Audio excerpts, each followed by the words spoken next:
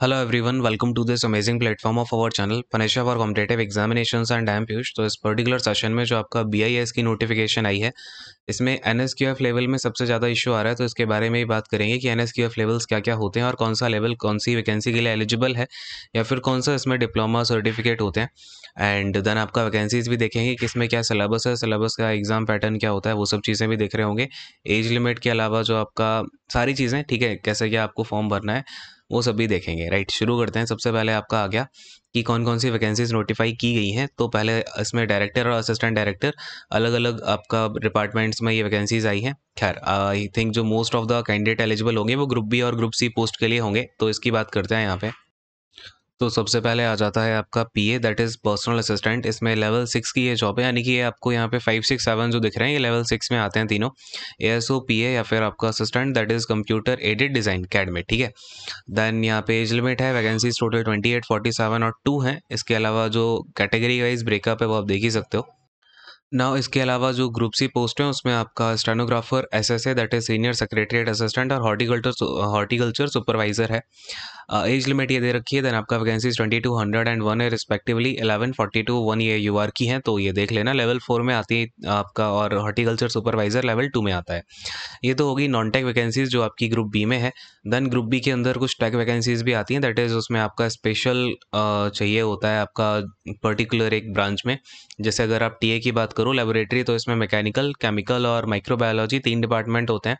तीनों में अलग अलग है 19 18 10। देन आपका कैटेगरी वाइज ब्रेकअप ये है, और तीनों डिपार्टमेंट ने मिला के टोटल 47 है। देन यहाँ यूआर में 21 है। ऐसे इस तरीके से देख लेना, ठीक है। देन आपका ग्रुप सी पोस्ट आती हैं, ये क्या है आपका, ये स्किल बेस्ड होती है, यानी कि इसमें आपका आईटीआई मांगा जाता है। कारपेंटर में कारपेंटरी में आईटीआई होना चाहिए, वेल्डिंग में होना चाहिए, प्लम्बिंग में होना चाहिए, ठीक है, इस तरीके से। तो ये होती है आपकी ग्रुप सी की। एंड ये भी आपका जो सीनियर टेक्नीशियन है वो लेवल 4 का है। तो पोस्ट जो है वो ठीक ठाक ही है।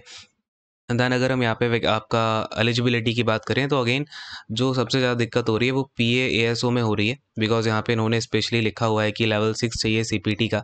तो एक बार देखते हैं क्या चीज़ें हैं। पर्सनल असिस्टेंट में सबसे पहले तो आपके पास डिग्री होनी चाहिए कोई भी, ठीक है, कोई भी चलेगी इसमें, बीए बीएससी बीटेक एनीथिंग, ठीक है। देन आपका जो कंप्यूटर सीपीटी है, अब ये क्या होता है आपका, NSQF national skill qualification framework होता है। इसके तहत जो है आपका अलग अलग, जैसे कंप्यूटर की बात करें तो उसमें अलग अलग लेवल होंगे कंप्यूटर नॉलेज के अंदर। तो कौन सा लेवल का मतलब क्या होता है वो एक बार देख लो। अगर मैं आपसे बोलूँगा लेवल 4, तो उसका मतलब होता है कि एनएसक्यूएफ का लेवल 4 है, यानी कि आपके पास कोई सर्टिफिकेट होना चाहिए कंप्यूटर में, ठीक है, बिकॉज ये किसका है, सीपीटी का है, कंप्यूटर प्रोफिशिएंसी टेस्ट की बात हो रही है। तो सर्टिफिकेट किस में होना चाहिए भाई, ये आपका कंप्यूटर में होना चाहिए, और मिनिमम 6 मंथ का होना चाहिए, ठीक है। 6 मंथ का कोई भी सर्टिफिकेट है चलेगा, याद रखना, लेकिन मिनिमम 6 मंथ का। देन आपका लेवल 5 की बात करते हैं। एनएसक्यूएफ का जो लेवल 5 है, इसमें आ जाता है डिप्लोमा, ठीक है ना। आपने क्या किया हो, डिप्लोमा किया हो, और वो 1 साल का हो मिनिमम, ठीक है। 10+2 के बाद डिप्लोमा 1 साल का होना चाहिए कंप्यूटर में, तो वो लेवल 5 हो जाएगा। थोड़ा सा नीचे आते हैं यार, देखो लेवल 6 में अगर अगर मैं आपसे बोलता हूँ लेवल 6 चाहिए, दैट मीन्स आपका वो एडवांस्ड डिप्लोमा हो जाता है, ठीक है। एडवांस्ड डिप्लोमा हो जाता है आपका कंप्यूटर में, और ये आता है अराउंड आपका 2 साल का होता है एडवांस डिप्लोमा, ठीक है। ये आ गया आपका लेवल 6 में। अच्छा, अभी मैं ये भी बता दूंगा कौन से लेवल में बेसिकली, जैसे आपका जो ट्रिपल सी होता है वो कौन से लेवल का है, डीसीए कौन से लेवल का है, तो इन सब की बात भी करेंगे। अभी एक बार ये देख लो किसका क्या मतलब होता है।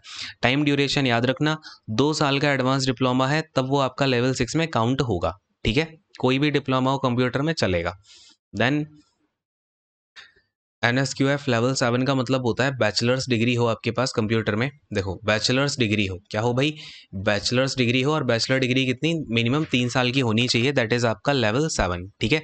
अगर मैं लेवल 8 की बात करूंगा, तो बैचलर्स के बाद आपके पास एक पीजी डिप्लोमा होना चाहिए, दैट इज़ पोस्ट ग्रेजुएशन का डिप्लोमा, और वो भी कंप्यूटर में ही, ऑफकोर्स बिकॉज सीपीटी की बात कर रहे हैं हम यहाँ पे। और ये इसमें आपका ईयर ड्यूरेशन होती है टाइम 1 ईयर का। टाइम लिमिट याद रखना यार, यहाँ पे आपका जो डिग्री है वो चेंज हो सकती है, लेकिन टाइम लिमिट आपकी वही रहेगी, ठीक है। देन आपका यहाँ पे जो लेवल 9 होता है, इसका मतलब है मास्टर्स डिग्री आपके पास होनी चाहिए। मास्टर डिग्री होती है 2 ईयर्स की, ठीक है। देन आपका लेवल 10 होता है, ये रिसर्च लेवल की, रिसर्च लेवल पर चला जाता है ये बेसिकली। इसमें आपका पीएचडी होता है, या फिर आपका एमफिल वगैरह हो गया। एमफिल तो खैर अब बंद ही कर दिया, तो पीएचडी वगैरह इसमें होती है रिसर्च में, ठीक है। तो ये आपके वेरियस लेवल्स हैं, लेवल 4 से लेके लेवल 10 तक। आई होप ये क्लैरिटी अब आपको आ गई होगी। अब जो मोस्टली बच्चे करते हैं, मैं आपको सीधा-सीधा बता देता हूँ, जैसे कि जो ट्रिपल सी सर्टिफ़िकेट जिन्होंने किया हुआ है, वेट अ सेकंड, देखो जिन्होंने ट्रिपल सी सर्टिफ़िकेट किया हुआ है, वो आपका लेवल 3 में आते हैं। जिन्होंने डीसीए किया हुआ है, ठीक है, डिप्लोमा इन कंप्यूटर एप्लीकेशंस, वो आते हैं लेवल 4 में। जिन्होंने एडवांस डिप्लोमा किया हुआ है, वो आते हैं लेवल 5 में। एडवांस डिप्लोमा वाले भी लेवल 4 में ही आएँगे, है ना? ये भी लेवल 4 में आते हैं। देन आपका जो ओ लेवल होता है, ठीक है? जिन्होंने ओ लेवल किया हुआ है, वो आते हैं लेवल 5 में। देन जिन्होंने ए लेवल किया हुआ है, ठीक है, ए लेवल जिन्होंने किया है वो लेवल 6 में आता है। और आई थिंक आजकल तो ओ ए लेवल तो मोस्टली बच्चे नहीं करते हैं, बट देख लेना जिन्होंने यहाँ पे मैंने जो आपको ईयर वाइज बताया है ना टाइम, ये मोस्ट इंपॉर्टेंट है। ये जिन काफ़ी बच्चों ने किया होगा, तो ये चीज़ है। ए लेवल हो गया। देन आपका पीजी डीसीए जिन्होंने किया है, ठीक है, पीजी डीसीए, पीजी डीसीए वाले आते हैं लेवल 5 में, ठीक है। पोस्ट ग्रेजुएशन वाला जो होता है बेसिकली ये लेवल 5 में होता है, क्योंकि टाइम के अकॉर्डिंग होता है वो चीज़, ठीक है। अब आप कहोगे सर ट्रिपल सी जो है वो सर्टिफिकेट है, लेकिन ये 3 मंथ की होती है, इसलिए इसको लेवल 3 में रखा गया है, 6 मंथ का नहीं होता ट्रिपल सी, ठीक है। तो ये चीज़ें हैं, ठीक है। और कोई अगर आपको इसके रिगार्डिंग डाउट आता है तो मुझे वो कमेंट में डाल देना, मैं आपके उसके ऊपर अलग से कोई एक वीडियो बना दूंगा, या कुछ भी जो डाउट होंगे बहुत सारे अगर आएंगे तो उनके ऊपर एक सेपरेट वीडियो या आपको कमेंट में आंसर मिल जाएगा, ठीक है। ये चीज़ें होती हैं, अब क्लैरिफाई होगा। टाइम लिमिट जो मैंने बताई है याद रखना, यहाँ पे जो मैंने साइड वाइज टाइम लिमिट लिखाई थी ना, देख लेना अपने हिसाब से अगर आप उसमें एलिजिबल हो रहे हो तो, ठीक है। ये हो गया पीए का। देन ऐसे ही आपका एएसओ के लिए क्या है, बैचलर्स डिग्री चाहिए है या फिर इसका इक्विवेलेंट हो कोई भी चलेगा। देन आपका सीपीटी में लेवल 6 चाहिए, ठीक है। देन क्वालिफाइंग स्किल टेस्ट होगा कंप्यूटर प्रोफिशिएंसी में, तो ये सब ठीक ठाक ही है। इसके बाद आ जाता है आपका जो असिस्टेंट है, असिस्टेंट इन कैड, तो ऑफकोर्स यहाँ पे आपको ऑटो कैड जो है वो चाहिए होगी। तो इसमें आपका बीएससी चाहिए, बैचलर्स इन साइंस चाहिए, बीएससी। इसमें आपका 5 ईयर का एक्सपीरियंस ऑटो कैड में हो या फिर और उसके साथ साथ टाइपोग्राफी की नॉलेज होनी चाहिए, ठीक है। काफ़ी स्ट्रिक्ट है इनकी जो एलिजिबिलिटीज़ है। खैर स्टेनोग्राफर की बात करते हैं, तो यहाँ पे बैचलर्स डिग्री चाहिए, ठीक है। इसके बाद सीपीटी चाहिए है, प्रोफिशिएंस एटलीस्ट लेवल 5। अरे भाई ये स्टेनोग्राफर के लिए भी अब इसमें देखो यार लेवल 5 चाहिए है। खैर यार सॉरी। तो अब यहाँ अब बेसिकली इन्होंने एनएसक्यूएफ का लेवल 5 मांग लिया स्टेनोग्राफर में, वैसे इतनी नीड होती नहीं है, पता नहीं है। खैर शॉर्ट हैंड टेस्ट होगा, इंग्लिश या हिंदी में आपका ट्रांसक्राइब करना होगा 50 टू 65 मिनट में आपको, ठीक है। वो इंग्लिश या हिंदी में डिफर करेगा, इंग्लिश का 50 मिनट्स का है और हिंदी का 65 मिनट्स का है, ठीक है। देन आपका एसएसए की बात करते हैं, तो एसएसए में क्या मांगा है इन्होंने, बैचलर्स डिग्री मांगी है और qualifying skill test and computer proficiency में आपको एक स्किल टेस्ट पास करना होगा, जिसमें कि आपका वर्ड प्रोसेसिंग टेस्ट होगा 15 मिनट में, 2000 की डिप्रेशंस, टेस्ट ऑन स्प्रेडशीट और माइक्रोसॉफ्ट एक्सेल। देन आपका पीपीटी का होगा, ठीक है। तो ये चीज़ें हैं, वैसे आई थिंक ये ठीक ठाक सही है। एसएसए का इन्होंने एलिजिबिलिटी ज़्यादा हार्ड एंड फास्ट नहीं की है। देन आपका हॉर्टिकल्चर सुपरवाइजर में जो है मैट्रिकुलेशन ही चाहिए है और shall be familiar with the job, ठीक है। इसमें आपका 10th पास भी चलेगा। देन टेक्निकल असिस्टेंट लैब में आपको अगेन वही चाहिए होगा, 3 साल का डिप्लोमा मैकेनिकल में, 60% मार्क्स होने चाहिए। केमिकल के लिए आपका बीएससी साइंस में बीएससी होनी चाहिए केमिस्ट्री में। देन आपका 60% इसमें भी चाहिए है। माइक्रोबायोलॉजी में आपका बीएससी होनी चाहिए माइक्रोबायोलॉजी में, ठीक है।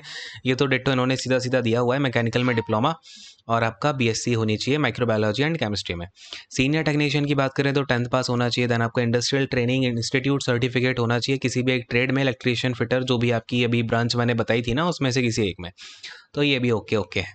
देन आपका जो प्रोसेस ऑफ रिक्रूटमेंट होगा वो पीए के लिए होगा, पहले ऑनलाइन एग्जामिनेशन यानी कि सीबीटी होगा, देन स्किल टेस्ट होगा, सीपीटी होगा, और इसमें आपका लेवल 6 की जो भी इसमें आपका लेवल 6 में जो चीज़ें पढ़ाई जाती हैं उसके ऊपर ही एक टेस्ट लिया जाएगा, शॉर्ट हैंड टेस्ट होगा। इसके बाद एएसओ के लिए भी एक सीबीटी होगा, देन आपका स्किल टेस्ट होगा, सीपीटी होगा, शॉर्ट हैंड टेस्ट होगा स्टेनोग्राफर का, ठीक है।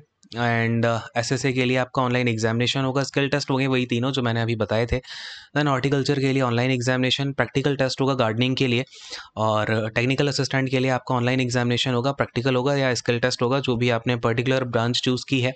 सीनियर टेक्नीशियन के लिए भी ट्रेड या स्किल टेस्ट होगा, वो जो मैंने आपको बताया ही था। देन आगे आते हैं, ऑनलाइन एग्जामिनेशन की स्कीम देख लो एक बार फटाफट से। अच्छा, ये जो आपका एग्जामिनेशन है, ये एग्जामिनेशन का पैटर्न आपका जो पोस्ट ग्रेजुएशन वाली पोस्ट है असिस्टेंट डायरेक्टर एंड डायरेक्टर के लिए है, तो आई थिंक ये तो बच्चे होंगे नहीं ज़्यादा इसके। तो बात करते हैं यहाँ पे जो फ्रेशर आपकी वैकेंसीज़ हैं, यानी कि टीए के लिए है, असिस्टेंट के लिए है, और देखो ये ग्रेजुएट लेवल का होगा, और जो सीनियर टेक्नीशियन है उसके लिए मैट्रिकुलेट लेवल का होगा, क्योंकि उसके लिए जो एलिजिबिलिटी है वो 10th पास है, ठीक है। तो इसमें आपका general intelligence reasoning 50 question 50 marks, और यहाँ पे सेक्शनल टाइमिंग है तो 40 मिनट्स का होगा। General awareness 25 question 25 marks 20 minutes. General aware आपका जो इंग्लिश होगी वो 25 questions 25 marks and 20 minutes. Then आपका जो टीए है जो लैब के लिए बताया गया था ना, उसमें आपका मैकेनिकल के लिए, केमिकल के लिए, माइक्रोबायोलॉजी के लिए अलग अलग जो भी आपका स्किल टेस्ट होगा वो 50 क्वेश्चंस और 50 मिनट्स का होगा। 40 मिनट्स मिलेंगे, 50 क्वेश्चन 50 मार्क्स। देन आपका सीनियर टेक्नीशियन के लिए यहाँ पे जो आईटीआई का सिलेबस है उसके अकॉर्डिंग क्वेश्चंस पूछे जाएंगे, और जो असिस्टेंट है कैड के लिए उसके लिए यहाँ पे ऑटो कैड, इंजीनियरिंग ड्राइंग और कैड के क्वेश्चंस पूछे जाएंगे, ठीक है। सिविल के लिए अलग से, मैकेनिकल के लिए अलग, इलेक्ट्रिकल के लिए अलग, ठीक है। देन बात करते हैं यहाँ पे एसएसए की।